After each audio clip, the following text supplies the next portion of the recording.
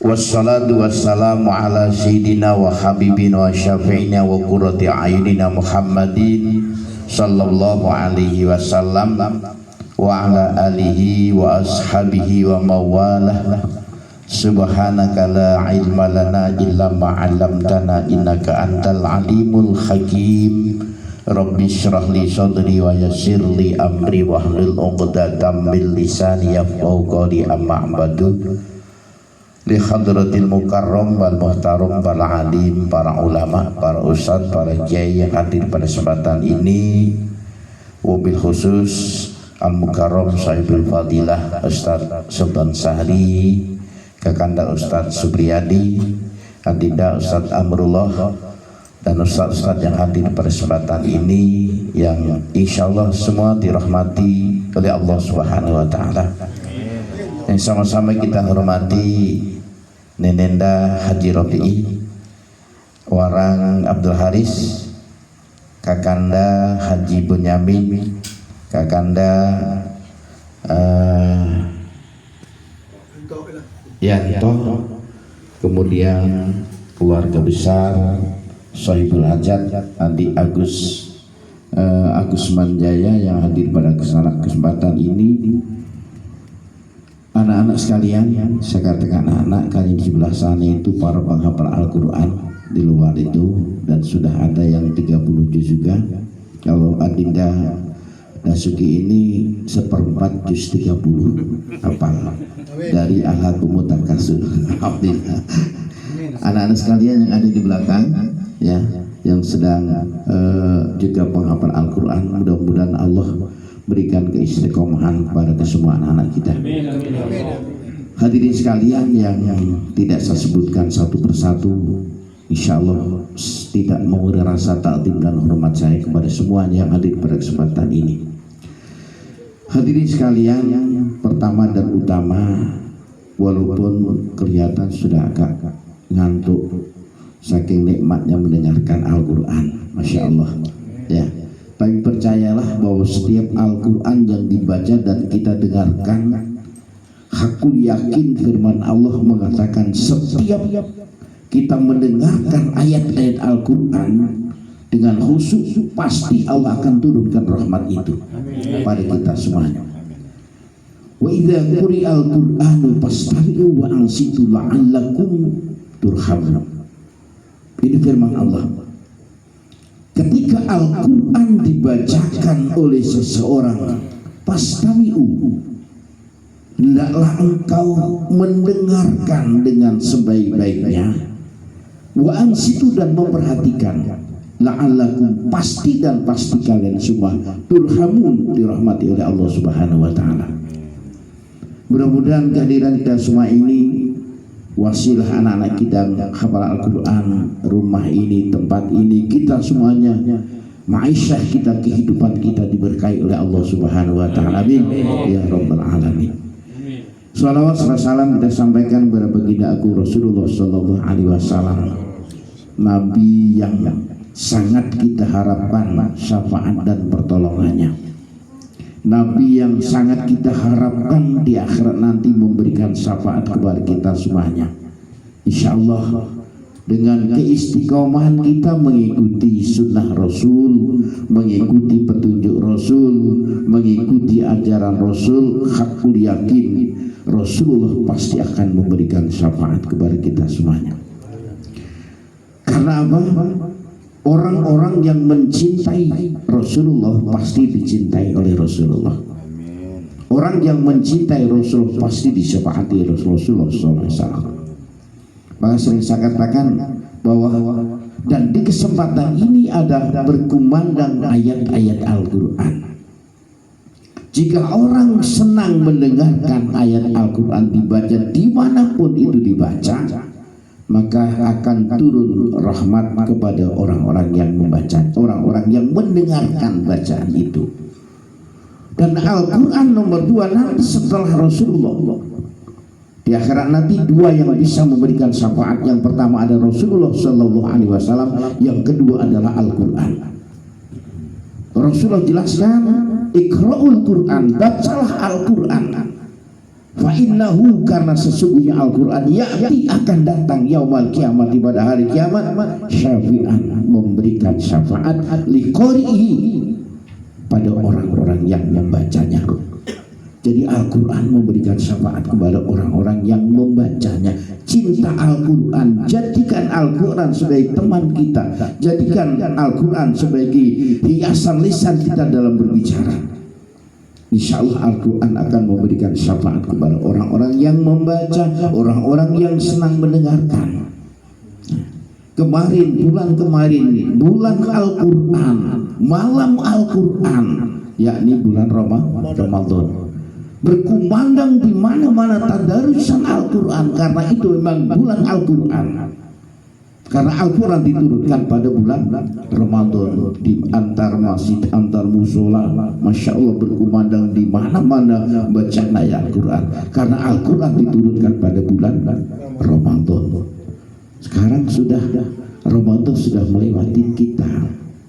Masya Allah, ketika waktu Ramadan Allah taburkan pahala-pahala yang luar biasa, tapi kadang-kadang manusia tidak ingat dengan itu. Manusia menolak rahmat itu, manusia menolak keberkahan itu. Karena ketika bulan Ramadan, napas kita naik turun itu nilainya sama dengan orang baca tasbih. Bulan Ramadan kemarin napas kita ya naik turun itu nilainya berpahala seperti orang membaca tasbih. Apalagi kita membaca tasbihnya. Sekarang sudah terlewati bulan itu, masih nunggu pada bulan yang kita kalau sampai. Ya mudah-mudahan kita pertemukan pada Ramadan yang akan datang. Amin ya rabbal alamin. Bapak Ibu hadirin sekalian yang hormati, mohon izin kalau saya memang agak mungkin kelewatan agak lama, mohon izin terkantuk-kantuk nggak apa-apa, karena kita di majelis yang mulia. Allah tetap turunkan keberkahan karena di majelis Al-Quran didatangi oleh anak-anak kita yang hafal Al-Quran. Masya Allah, saya sehari berharap bapak-bapak pun datang itu. Ya, artinya bagaimana? Kebaikan itu perlu disampaikan. Orang itu ngerti apa Al-Quran atau enggak itu perlu disampaikan. Soalnya apa? Ada dokter itu kalau enggak ada pelangnya dokter enggak tahu kalau dia dokter. Iya enggak? Ada dokter spesialis kalau dia tidak memasang pelang sebagai dokter, enggak ada orang tahu kalau dia sebagai. Nah, kalau kita bukan berarti kita ngambuk, bukan. Tapi kita cerita kebaikan. Ya, nggak apa-apa kita cerita, saudara kita, anak kita, keluarga kita, perlu kita sampaikan biar orang tahu, bukan berarti pamer.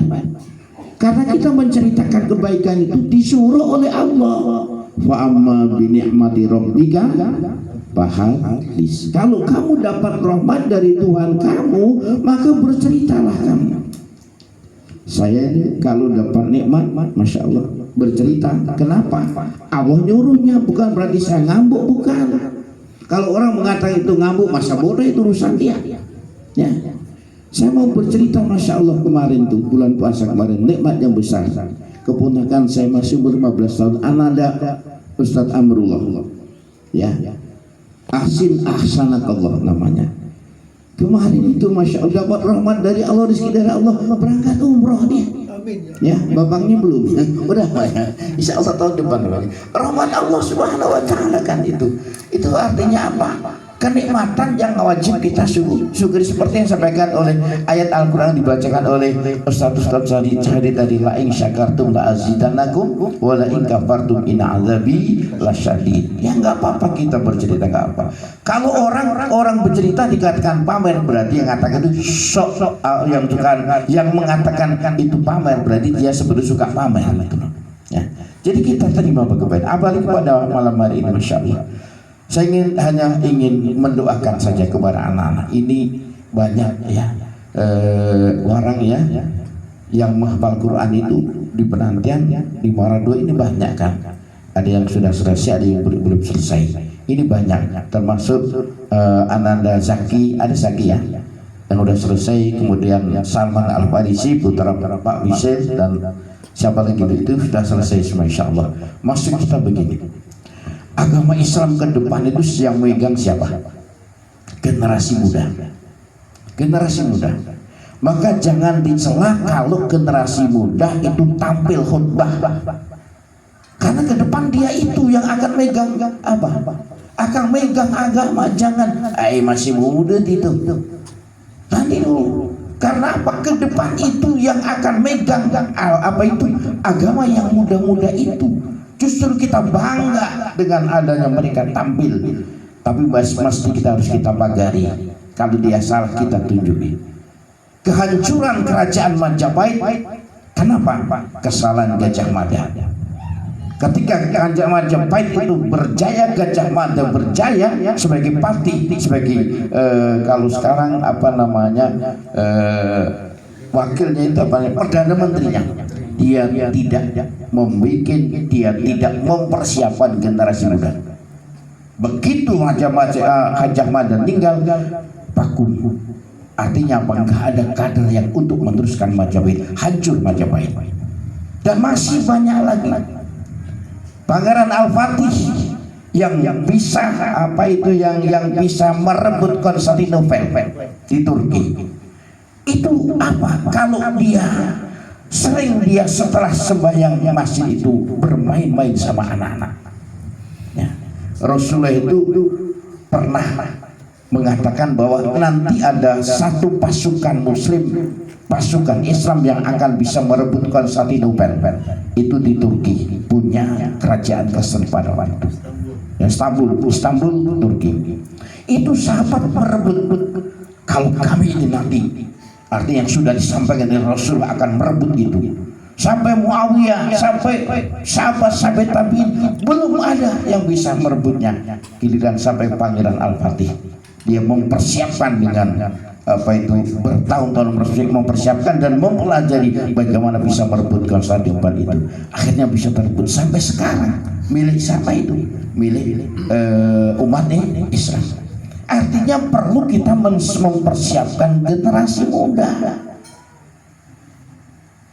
Jangan ketika generasi muda itu tampil dak kecil itu. Dulu dak kecil baiklah sarjana. Jangan kita mudahkan begitu. Ada kecil itu lupa cek kecilnya. Masih kecil, ingusan masih kecil. Hanya mbak ini dialah sarjana, mbak ini dialah pintar. Iya kan? Jangan mudah mengatakan begitu. Justru kita harus menampilkan generasi muda, tampilkan generasi muda untuk karena dipersiapkan masa depan Islam. Kita sudah tua semuanya. Mereka itu yang akan membangun. Betul nggak Bapak Tegar? Makanya yang ini dusun tengah ini tokohnya tolong ini suruh tampil terus khutbah ini Bapak Tegar ini. Jadi persiapkan artinya insya Allah ini sekolah di madrasah lama masa itu ya. Bapak Ibu sekalian yang Allah rahmati, Al-Quran adalah satu kitab yang merevisi kitab-kitab yang sebelumnya. Apa yang ada pada kitab Taurat, apa yang ada pada kitab Zabur, apa yang ada kitab Injil, itu disempurnakan dan dituangkan, dijelaskan di dalam Al-Quran. Jarak Rasulullah Shallallahu Alaihi Wasallam dengan Iskandar Zulkarnain itu berapa ribu abad, tapi Rasulullah bisa menceritakan tentang Iskandar Zulkarnain yang dalam Quran Zulkarnain itu kan melalui apa? Melalui ayat Al-Quran. Turunkan wahyu, jelaskan ini Muhammad tentang cerita, tentang peristiwa, tentang kejadian Iskandar Zulkarnain menguasai 2/3 dunia. Nah, itu dijelaskan semua. Rasul kenapa bisa menceritakan tentang Nabi Adam? Di Al-Quran dijelaskan semuanya. Maka paling mulia kitab Al-Quran. Ada kitab Taurat, kitab Injil itu satu kitab yang juga menjelaskan hukum. Ya, ada satu kitab yang kita namanya kitab Zabur punya Nabi Daud. Itu satu kitab yang isinya hanya mauidhah, isinya hanya nasihat, nggak ada hukum, nggak menjelaskan tentang hukum. Ya, nggak menjelaskan tentang hukum. Dan ada hukum itu yang masih dilestarikan di syariat Nabi Muhammad. Hukum apa itu yang masih hukum zaman Nabi Ibrahim masih disyariatkan oleh Nabi Muhammad, termasuk hukum satu hukum korban, hukum haji, hukum hitam. Nah, itu kan melestarikan, menjaga itu. Ya, ada yang masih dilestarikan, ada yang sudah dihapus. Al-Quran yang dibaca oleh anak-anak kita, Al-Quran yang dihafalkan oleh anak-anak kita, Masya Allah, luar biasa ya. Orang yang istiqomah ya membaca Al-Quran ya, dalam hadisnya ya, lau wudi'at fi ihabin wa ulqiyat binar mahtarakun. Seandainya manusia itu sudah istiqomah dalam baca Al-Quran, kalau kata orang Abdul Haris tadi, kakak Anda Subriyadi, mendarah daging ya istilahnya. Seandainya orang sudah istiqomah dalam baca Al-Quran tiap hari, wa ulqiyat binar, seandainya dilemparkan dalam api neraka, mahtarakun, dia tidak akan terbakar. Tidak akan terbakar oleh api neraka orang istiqomah baca Al-Quran. Kenapa? Al-Quran adalah kalamullah, neraka dan surga adalah makhluk Allah. Lebih mulia kalamullah dibanding dengan makhluk Allah. Maka orang istiqomah baca Al-Quran ya, itu seandainya wa ulqiyat binar, lempar ke dalam neraka, mahtarakun, tidak akan terbakar. Anehnya di akhir zaman itu banyak orang yang tidak senang baca, mendengarkan, jangan baca, mendengarkan bacaan Al-Quran. Orang tak urusan, wah jangan pakai mic, kami sudah Islam semua. Nah, justru Islam itulah harus mau mendengarkan ya. Hadis kalian, kita Masya Allah berdoa pada anak-anak kita. Kita ada saham pada anak kita yang sedang hafal Al-Quran, saham doa, supaya kita nanti juga bisa digandeng oleh mereka, bisa digandeng oleh mereka yang hafal Al-Quran ya. Kadang orang yang nggak pernah baca Al-Quran, dia ngomong berani di atas saya tes baca Al-Quran. Kalau orang mengatakan begitu, ganti, hafal dulu kamu Al-Quran baru kamu ngetes aku. Betul kan? Hafal nggak mau ngetes seorang, ibarat insinyur dites anak TK. Ya mana? Artinya begitu.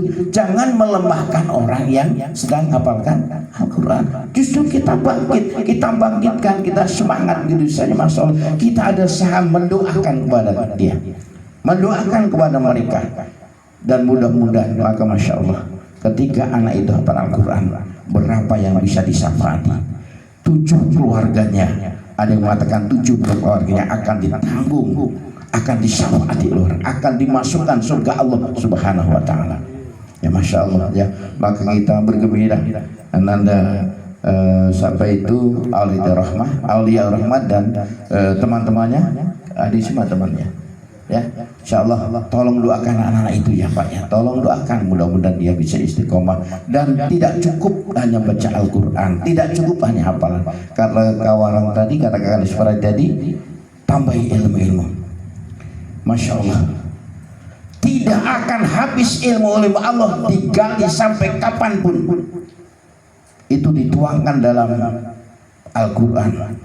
Qul law kana al-bahru midada li kalimati rabbi lanafidal bahru qabla an tanfada kalimatu rabbi walau ji'na bimislihi madada.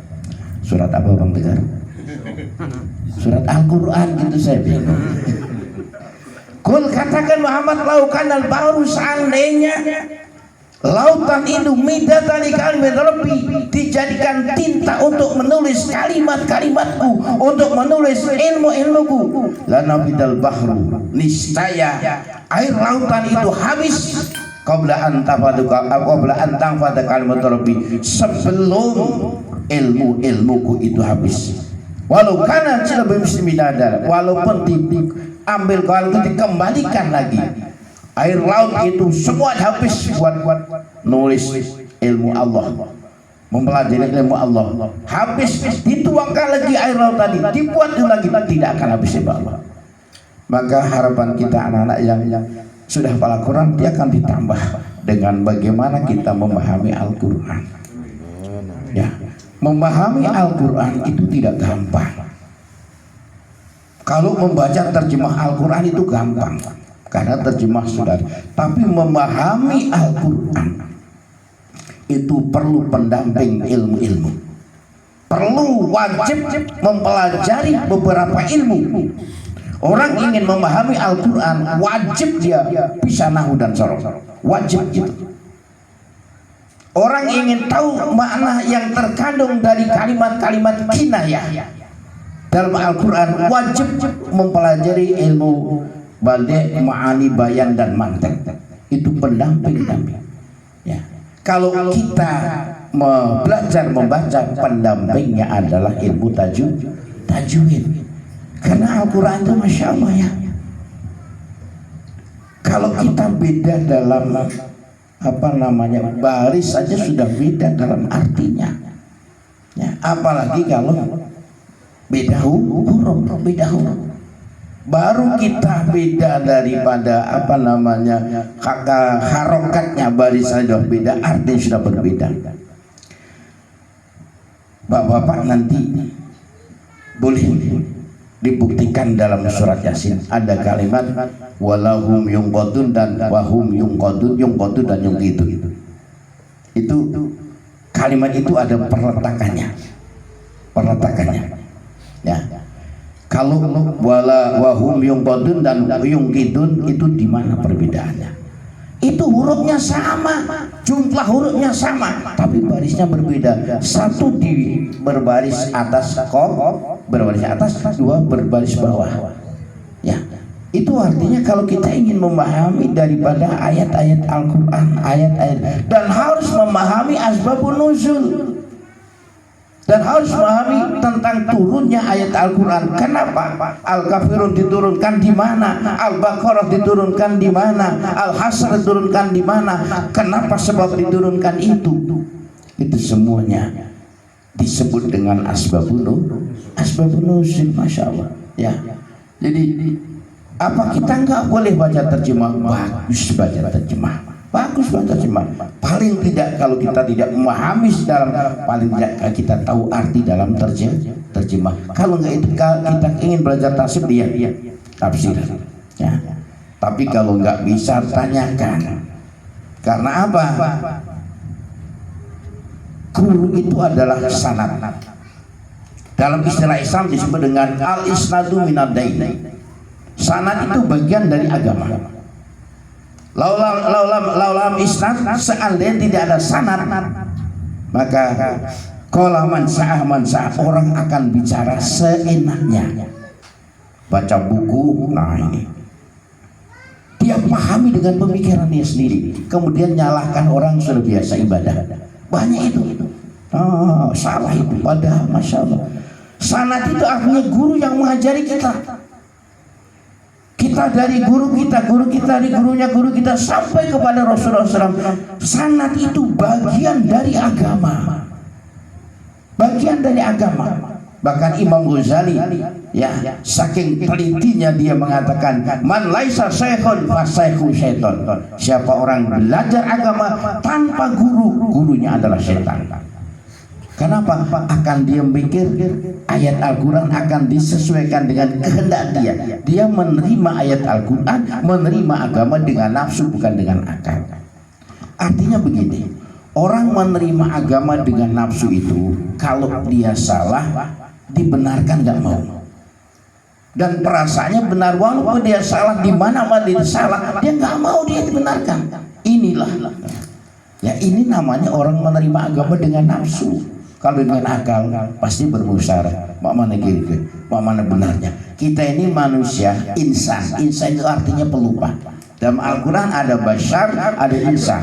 Bashar artinya juga manusia, insan artinya juga manusia. Kalau bashar peletakannya bahwa manusia, bashar manusia seperti Nabi Adam. Artinya apa? Karena keturunan Nabi Adam yang disebut bashar itu adalah bentuk kita, ya, potongan kita dan sebagainya itu sama. Tapi yang namanya insan itu ada perbedaan. Insan di mana? Bukan casing yang saja, tapi dalam hatinya juga. Namanya manusia. Ya. Jadi nasia yang saya insan itu bahasa Arab pelupa. Kita ini pelupa. Saya sering bertanya, kalau nggak bisa saya bertanya. Ya. Tapi kalau menyalahkan saya, ayo tunjukkan mana kitabnya, kita bermusyawarah. Jangan menyalahkan di jauh tapi nggak ada solusi. Ayo kita bicara, ayo kita gimana? Saya ingin bermusyawarah begitu kan, karena kita sini pelupa. Ya, bermusyawarah di mana kesalahan kita, ayo kita bermusyawarah. Ya, itu kita menerima agama dengan akal. Kalau nerima agama dengan nafsu, dekku ini paling benar. Kata guru saya, mungkin guru kamu benar, tapi waktu kamu belajar kamu ngantuk sehingga salah pemahaman kamu. Nah, ini. Bahwa ini sekali yang Allah rahmati, kembali pada Al-Quran, Masya Allah, Pak ya. Anak-anak kita ya, beberapa anak kita udah banyak yang khatam Al-Quran dalam arti hafal Al-Quran. Tapi tolong yang anak-anaknya menghafal Al-Quran di rumah tetap dikontrol di rumah ya. Tetap dia dikasih waktu untuk keluarga. Coba baca kamu, tetap dikontrol, suruh baca di hadapan orang tuanya ya. Jadi tetap dikontrol supaya apa? Hafalannya tidak hilang terus dan terus, Masya Allah ya. Orang-orang Arab itu kalau orang membaca Al-Quran baik, suaranya bagus itu senang benar ya, senang. Jadi kadang-kadang dia tahan mengeluarkan duit untuk apa ya? Karena senang mendengarkan tadi, kasih duit nih. Itu orang-orang karena memang Al-Quran sudah mendarah, sudah saking sayang dengan Al-Quran. Jadi kesayangan dan kecintaan kita kepada Al-Quran, seandainya kita belum bisa istiqomah membaca Al-Quran, paling tidak kita mendoakan anak-anak yang belajar Al-Quran ya, mendoakan keluarga-keluarga yang sedang menghafal Al-Quran. Jangan malah dinamakan lom hafal Ka'bah nanti ya. Allah itu kalau merubah pikiran seseorang gampang kan, gampang ya. Jadi ya, insya Allah anak kita Ali Rahmah, Delsi dan lain sebagainya itu kan sedang proses dia menghafal Al-Quran. Alhamdulillah dia sedang proses mutkin ya, sedang mutkin itu kan pemantapan dalam hafalan. Pertama prosesnya adalah sekedar setoran, kemudian yang kedua memantapkan hafalannya. Jadi Allah itu menjaga Al-Quran dengan apa-apa. Sampai kapanpun Al-Quran tidak akan bisa dipalsukan oleh siapa saja. Allah menjaga Al-Quran dengan apa? Inna nahnu nazzalna dzikra wa inna lahu lahafidun. Quran itu di dalam Al-Quran beberapa ayat Quran itu juga disebut dengan az-zikra. Beberapa ayat Al-Quran menjelaskan Quran bahasa al-zikra. Inna nahnu nazzalna dzikra, sesungguhnya aku menurunkan Al-Quran. Kata Allah Subhanahu wa ta'ala, wa inna lahu lahafidun, dan sesungguhnya aku akan menjaga Al-Quran itu. Melalui apa Allah menjaga Al-Quran? Melalui penghafal Al-Quran. Berapa juta manusia di dunia ini yang hafal Al-Quran. Itu menjaga kelestarian Al-Quran dan tidak akan bisa dipalsukan oleh siapapun. Tidak akan bisa dipalsukan oleh siapapun. Dulu namanya Musailimah Al-Kadzdzab. Musailimah Al-Kadzdzab itu orang yang apa? Pertama mengaku sebagai nabi. Itu Musailimah Al-Kadzdzab. Itu pertama yang mengaku sebagai nabi. Buat kalimat-kalimat Arab itu yang kayak disamakan, kayak diserupakan Al-Quran, tapi ketahuan. Karena yang banyak ya apa itu banyak sekali yang hafal kan. Jadi bukan sekedar hafal tapi mengerti juga pengertian ayat itu. Musailimah Al-Kadzdzab itu orang yang pertama mengaku sebagai nabi setelah Rasulullah meninggal dunia. Pasukannya sudah 40.000 pasukan. Akhirnya Sayyidina Abu Bakar itu pertama ketika dia menjadi khalifah, dua pasukan yang dipersiapkan. Yang pertama adalah menumpas gerakan Musailimah Al-Kadzdzab yang mengaku sebagai nabi. Kemudian yang kedua meluaskan jajahan dari tentara Islam, termasuk Khalid bin Walid yang disuruh oleh Abu Bakar untuk menumpas daripada gerakan Musailimah Al-Kadzdzab. 40.000 pengikutnya. Rasulullah baru meninggal dunia, banyak yang murtad ya mengikuti Musailimah Al-Kadzdzab. Musailimah nama Al-Kadzdzab itu apa artinya? Banyak penganjungnya. Musailimah yang banyak bohongnya itu, maka disebut Al-Kadzdzab itu tadi. Masya Allah. Bapak Ibu sekalian yang Allah rahmati, kehadiran kita di majelis ini Allah kumpulkan bersama ini, kita bersama orang-orang yang mulia, yakni anak-anak yang sedang menghafalkan Al-Quran, yang sedang hafal Al-Quran. kita doakan mudah-mudahan kita juga dapat cipratan keberkahan mereka semua. Tetap kita berdoa untuk ya semua. Pada adiknya Aksman Jaya ya, tolong terus dikontrol semuanya.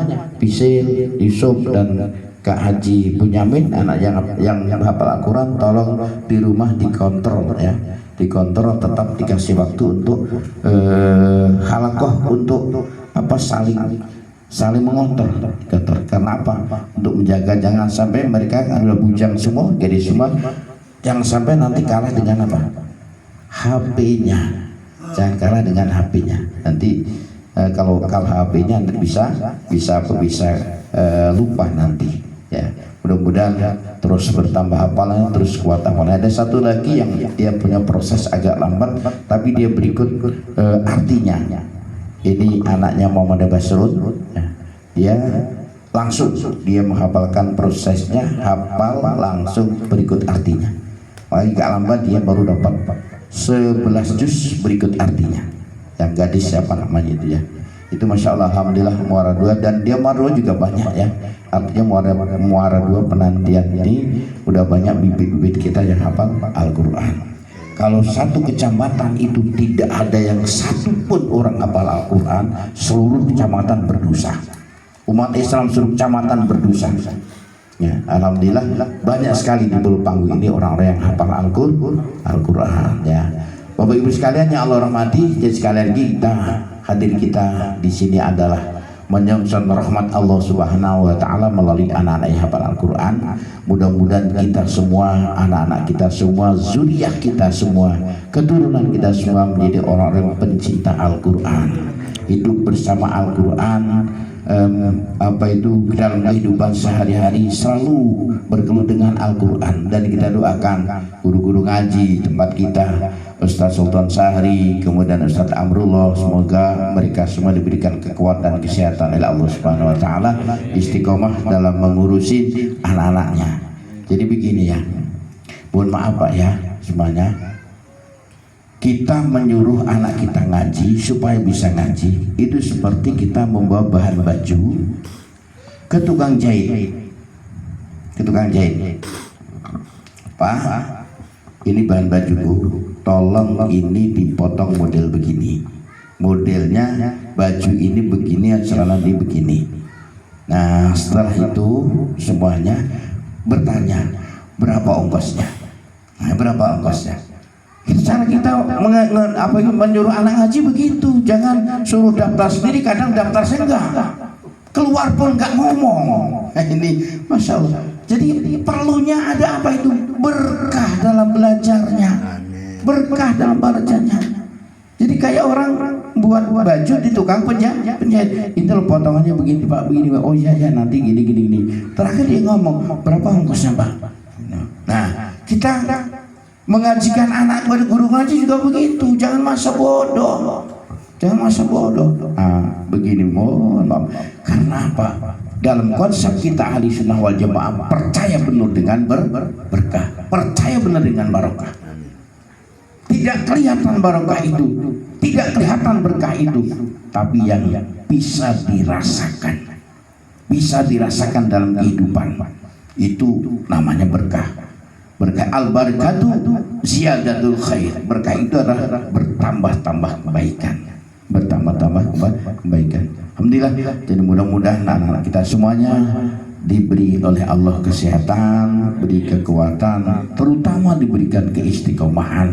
Ya, kalau sudah istiqomah luar biasa. Al istiqomah itu khairun min alfi karamah. Istiqomah itu lebih baik dibanding dengan 1000 keramat, 1000 karamah. Tapi istiqomah itu perlu belajar. Kita ingin istiqomah sholat di masjid, berjamaah di masjid, perlu belajar. Perlu apa? Perlu latihan. Kalau nggak latihan berat benar ya. Tapi kalau kita sudah biasa, ketagihan. Bapak Ibu sekalian yang Allah rahmati dan memuliakan, intinya bahwa anak-anak kita yang sedang menghafalkan Al-Quran butuh doa dari kita semua. ya butuh doa dari kita semua. Karena apa? Mereka semua itu yang akan menjaga kemurnian Al-Quran. Mereka semua yang akan melestarikan, mengembangkan, memasyurkan daripada ayat-ayat Allah atau Al-Quran. Kalau kita benci dengan Al-Quran, benci dengan orang baca Al-Quran, jangan harapkan dapat syafaat dari Al-Quran. Bapak Ibu sekalian, mungkin itu yang bisa sampaikan karena waktu sudah agak malam, bukan agak malam, sudah malam ya. Tapi mudah-mudahan duduk kita beberapa jam di sini Allah taburkan keberkahan kepada kita semuanya. Allah jadikan anak-anak kita, cucu-cucu kita, zuriyah kita menjadi anak cucu yang salih dan salihah. Usia dan umur kita diberkahi oleh Allah Subhanahu wa taala.